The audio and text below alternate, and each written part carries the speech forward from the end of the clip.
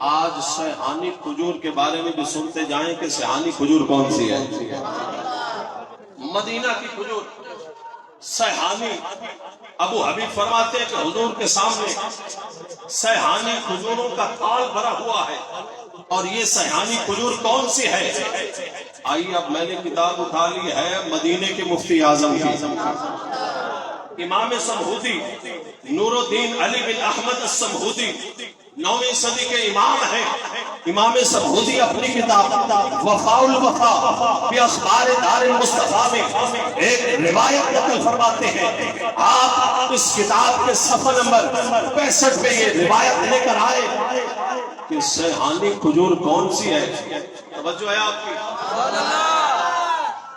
حضرت جابر بن عبداللہ فرماتے ہیں میں آقا علیہ السلام کے ساتھ حضرت مولا علی کے ساتھ ہیں، اور آقا علیہ السلام اور مولا علی ساتھ ساتھ چل رہے ہیں، ہاتھوں میں ہاتھ آج ڈالے ہوئے ہیں، اور میں حضور کے پیچھے پیچھے چل رہا ہوں۔ حضرت جابر بن عبداللہ کہتے ہیں آقا علیہ السلام چلتے چلتے مدینہ پاک مسجد نبوی کے قریب ایک باغ تھا، حضور اس باغ میں تشریف لے گئے۔ اس باغ کے اندر جب آقا علیہ السلام تشریف لے گئے، کھجوریں ہیں، درخت ہیں کھجوروں کے، اور حضور مولا علی کے ساتھ وہاں سے حضور گزر رہے ہیں، تو کیا عجیب منظر وہاں پہ پیش آیا۔ فرماتے ہیں کہ فمررنا بنخل فصاح النخل، فرماتے ہیں کھجور کے ایک درخت کے قریب سے جب حضور اور مولا علی گزرے، حضرت جابر کہتے ہیں میں حضور کے پیچھے پیچھے چل رہا تھا، جب حضور اس درخت کے قریب سے گزرے تو اس درخت سے رہا نہ گیا، وہ درخت چلا اٹھا، وہ درخت چیخنے لگا، اور وہ درخت نعرے لگانے لگا، اور اس درخت کا نعرہ کیا تھا؟ ھذا محمد سید الانبیاء وھذا علی سید الاولیاء۔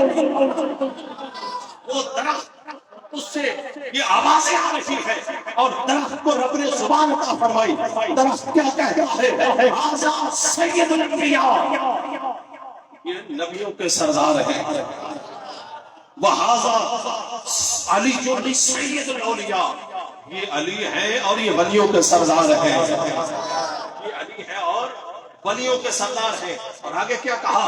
ابو الائمۃ الطاہرین، یہ پاکیزہ اماموں کے باپ ہیں، یہ پاکیزہ اماموں کے باپ ہیں۔ حضرت جابر بن عبداللہ کہتے ہیں میری حیرت کی انتہا نہ رہی، یہ درخت بھی بولنے لگ گئے، اور درخت وہ بھی جو ہے وہ جان گئے میرے قریب سے کون گزر رہا ہے، یہ علی ہے، یہ محمد مصطفیٰ ہے، سید الانبیاء ہے، یہ سید الاولیاء ہے۔ حضرت جابر کہتے ہیں حضور رکے نہیں، حضور نے اس درخت کی گفتگو سنی، حضور آگے چلتے گئے۔ باغ ہے نا، اور باغ کا ہر درخت حضور کا عاشق تھا، اس باغ کا ہر کھجور کا پودا حضور کا عاشق تھا، حضور کے عشق میں انتظار میں تھا کہ کبھی حضور ادھر بھی تشریف لے آئے، ہر پودا سے انتظار میں تھا۔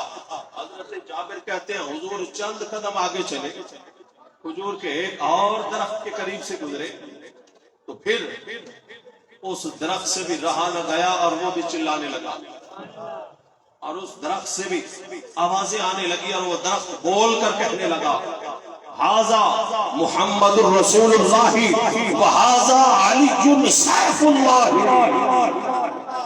یہ محمد اللہ کے رسول ہے، یہ علی المرتضیٰ اللہ کی تلوار ہے، شیر خدا ہے۔ وہ درخت بول پڑا۔